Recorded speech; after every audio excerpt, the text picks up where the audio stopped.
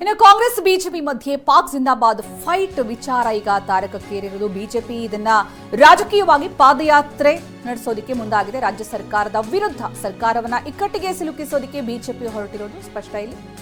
ಅದರ ಜೊತೆಗೆ ಈ ಒಂದು ಘೋಷಣೆ ಸಾಕಷ್ಟು ಆಕ್ರೋಶಕ್ಕೂ ಕೂಡ ಕಾರಣ ಆಗಿದೆ ಅನ್ನುವಂತಹ ವಿಚಾರವನ್ನು ಕೂಡ ಇಲ್ಲಿ ಬಿಜೆಪಿ ಮನಗಂಡಿದೆ. ವಿಧಾನಸೌಧದಿಂದ ರಾಜಭವನದವರೆಗೆ ಪಾದಯಾತ್ರೆ ಕೈಗೊಳ್ಳುವಂತಹ ತೀರ್ಮಾನ, ಸರ್ಕಾರವನ್ನ ಇಕ್ಕಟ್ಟಿಗೆ ಸಿಲುಕಿಸುವ ಬಿಜೆಪಿಯ ರಣತಂತ್ರ ಇದು. ವಿಧಾನಸೌಧದಿಂದ ರಾಜಭವನದ ತನಕ ಪಾದಯಾತ್ರೆ, ಅದಾದ ನಂತರ ರಾಜ್ಯಪಾಲರಿಗೆ ಬಿಜೆಪಿಯಿಂದ ದೂರನ್ನು ನೀಡಲಾಗುತ್ತೆ ನಾಸಿರ್ ಹುಸೇನ್ ವಿರುದ್ಧ.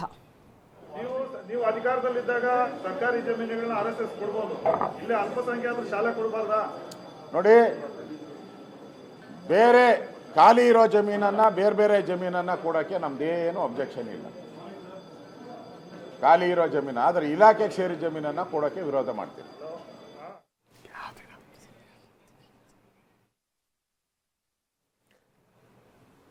ಸೊ ಇದು ಸಂಗತಿ. ಇನ್ನು ಇದೇ ಅಸ್ತ್ರವನ್ನು ಬಿಜೆಪಿ ಝಳಪಿಸಬೇಕು ಅಂತ ಈಗಾಗಲೇ ಎಲ್ಲ ಸಿದ್ಧತೆಗಳು ಮಾಡ್ಕೊಂಡಿದೆ. ಇಂಥ ಸಂದರ್ಭದಲ್ಲಿ ಅಂದರೆ ಚುನಾವಣೆ ಹತ್ತಿರ ಬರ್ತಿರುವಂಥ ಸಂದರ್ಭದಲ್ಲಿ ಈ ರೀತಿಯ ವಿಷಯ ಸಿಕ್ಕರೆ ಬಿಜೆಪಿ ಬಿಡುತ್ತಾ? JDS ಕೂಡ ಇದ್ರ ಜೊತೆ ಸೇರಿರುವಂಥದ್ದು. ಕಲಾಪದಲ್ಲಿ ಇವತ್ತು ಕೂಡ ಇದಕ್ಕೆ ಸಂಬಂಧಪಟ್ಟಂಗೆ ಸಮರ ನಡೆಯುವಂಥದ್ದು ನಿಶ್ಚಿತ.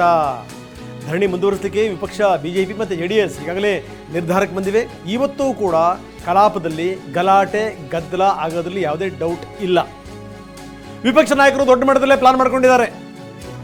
ಅಂದರೆ ಯಾರು ಆರೋಪಿಗಳು ಕೂಗಿದ್ರು ಅವ್ರನ್ನ ಬಂಧಿಸಬೇಕು ಅಂತ ನಿನ್ನೆ ಅಶೋಕ್ ಮಾತಾಡ್ತಾ ಹೇಳ್ತಾ ಇದ್ರು. ತುಮಕೂರಿನ ಭಾಗದ ಜನರು, ಇವರು ಕಾರ್ಯಕರ್ತರು ಅವರೇ ಕೂಗ್ತಿರುವಂಥ ಸಂದರ್ಭದಲ್ಲಿ ಕೆಲವರು ಅವ್ರನ್ನ ಬಾಯಿ ಮುಚ್ಚಿಸುವಂಥ ಪ್ರಯತ್ನವನ್ನು ಮಾಡಿದರು. ಇವ್ರನ್ನ ಯಾಕೆ ಇನ್ನೂ ಕೂಡ ಅರೆಸ್ಟ್ ಮಾಡಿಲ್ಲ ಅನ್ನುವಂಥದ್ದು ಬಿಜೆಪಿಯ ಪ್ರಶ್ನೆ.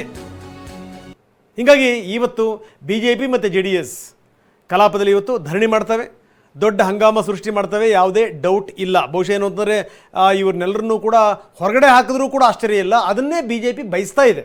ಸೊ ಅದು ಕೂಡ ಗಮನಿಸಬೇಕು. ಅಂದರೆ ಈ ವಿಚಾರವನ್ನು ಆದಷ್ಟು ಜೀವಂತವಾಗಿಡಬೇಕು ಅಂತ ಸರ್ಕಾರ ಮಾಡಬೇಕಾಗಿರುವಂಥದ್ದು ಇಷ್ಟನ್ನೇ. ನೆನ್ನೆ ಹೇಳ್ತಾ ಇತ್ತು FSL ರಿಪೋರ್ಟ್ ನಾವು ಕಳಿಸಿದ್ದೀವಿ, ನಾವು ಅದರ ರಿಪೋರ್ಟ್ ಬರಬೇಕು ಅಂತ. ಅದ್ರದ್ದೇನು ಎತ್ತ ಅದ್ರ ಬಗ್ಗೆ ಸರ್ಕಾರ ಇವತ್ತು ಮಾಹಿತಿ ಕೊಡಬೇಕಾಗತ್ತೆ, ಸ್ಪಷ್ಟನೆ ಕೊಡಬೇಕಾಗತ್ತೆ. ಅದು ಹೌದೋ ಅಲ್ವೋ ಅನ್ನೋದು ಕೂಡ ಬೇಗನೆ ಹೊರಗಡೆ ಬರಬೇಕು. ಇಲ್ಲಾಂತಂದರೆ ಈ ಗದ್ದಲ ಗಲಾಟೆ ಇನ್ನೂ ಕೂಡ ಕಂಟಿನ್ಯೂ ಆಗೋದ್ರಲ್ಲಿ ಯಾವುದೇ ಡೌಟ್ ಇಲ್ಲ. ಸೊ ಇವತ್ತು ಕೂಡ ವಿಪಕ್ಷ ಬಿಜೆಪಿ ಮತ್ತು JDS ಧರಣಿನ ಮುಂದುವರಿಸ್ತವೆ.